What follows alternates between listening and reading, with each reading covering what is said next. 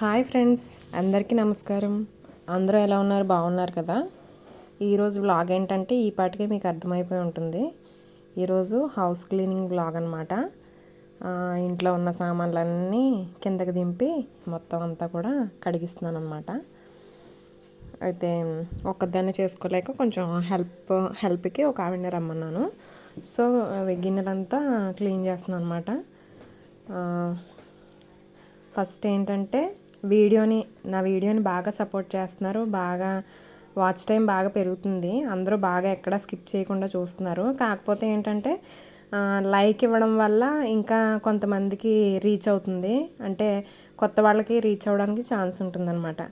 అందుకని చూసిన ప్రతి ఒక్కళ్ళు కూడా లైక్ చేయండి. ఇంకా ఎలాంటి వీడియోస్ చేస్తే బాగుంటుంది, మీరు ఇలాంటి వీడియో చేస్తే బాగుంటుంది అని ఏదైనా సరే నాకు కొంచెం సపోర్టివ్గా మీరు ఒక చిన్న కామెంట్ కూడా పెట్టండి. ఓకేనా?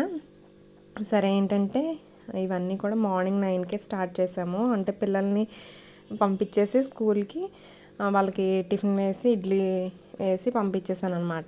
తర్వాత నుంచి ఆవిడ వచ్చింది, క్లీన్ చేస్తున్నాం.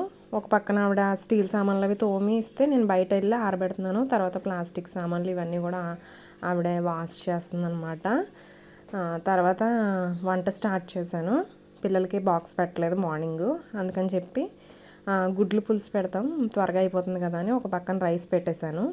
అలాగే టిఫిన్ నేను కూడా చేయలేదు, ఇంకా ఆవిడ కూడా చేయలేదన్నమాట. అందుకని ఇడ్లీ పిండి అట్లా వేద్దామని చెప్పేసి ఇడ్లీ పిండి అట్టు వేసాను. ఒక పక్కన ఎగ్స్ బాయిల్ చేస్తున్నాను, ఒక పక్కన కర్రీకి ఆనియన్స్ అన్నీ వాటర్లో వేసి కట్ చేస్తున్నాను. రైస్ అయితే ఉడికిపోయింది, వార్చేసాను. నెక్స్ట్ టిఫిన్ వేసి టిఫిన్ కూడా తినేసామన్నమాట. తర్వాత ఎగ్స్ ఫ్రై చేస్తున్నాను పులుసులోకి. తర్వాత ఏంటంటే ఈరోజు ఇంకా నాన్ స్టాప్ వర్క్ ఉంటుంది కదా, బాక్స్ పెట్టేద్దాము అని చెప్పేసి హస్బెండ్ని కాల్ చేసి పిలిచాను. ఆయన వస్తాను అన్నారు. ఇదిగోండి పులుసు కూడా రెడీ అయిపోయింది. ఇంకా పిల్లలకి బాక్స్ సర్దేశాను అనమాట. ఇద్దరికి కూడా కలిపేసి పెట్టేశాను, వాళ్ళు తింటారు. ఇంకా వాళ్ళకి పంపించేశాను. నెక్స్ట్ ఇంకా ఇవి ఉదయం 9కి స్టార్ట్ చేసాం మార్నింగ్. ఈవినింగ్ 5 వరకు ఆవిడ తోముతానే ఉందన్నమాట. తర్వాత ఇవన్నీ కూడా వాటర్ లేకుండా ఇందులో పెట్టి ఆరబెట్టి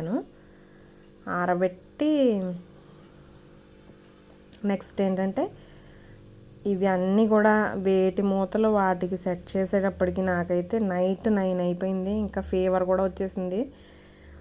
అంతలాగా అన్నీ ప్లాస్టిక్ డబ్బాలు, ఇవి స్టీల్ డబ్బాలు ఇవన్నీ కూడా మళ్ళీ డస్ట్ పడిపోతుందని చెప్పి ఒక డబ్బాలో ఒక డబ్బా అలా పెట్టేశానండి. పెట్టేసి మొత్తం కూడా పైకి ఏది కూడా డస్ట్ పడేలా కాకుండా అన్ని డబ్బా అలా పెట్టేశాను. తర్వాత ఎక్కడివి అక్కడ సదిరేటప్పటికి నెక్స్ట్ డే సదురుదామని కొన్ని బయట పెట్టేశాను అనమాట.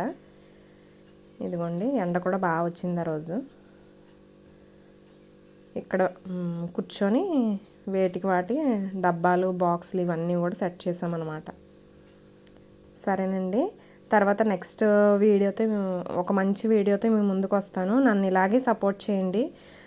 నన్ను లైక్స్ చేయండి, షేర్ చేయండి, సబ్స్క్రైబ్ చేసుకోండి. ఇంకా మంచి మంచి వీడియోస్ తీసుకురావడానికి నేను చాలా ప్రయత్నం చేస్తాను.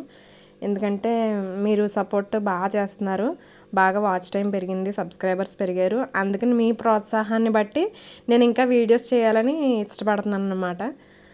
Thank you friends. Bye bye, take care.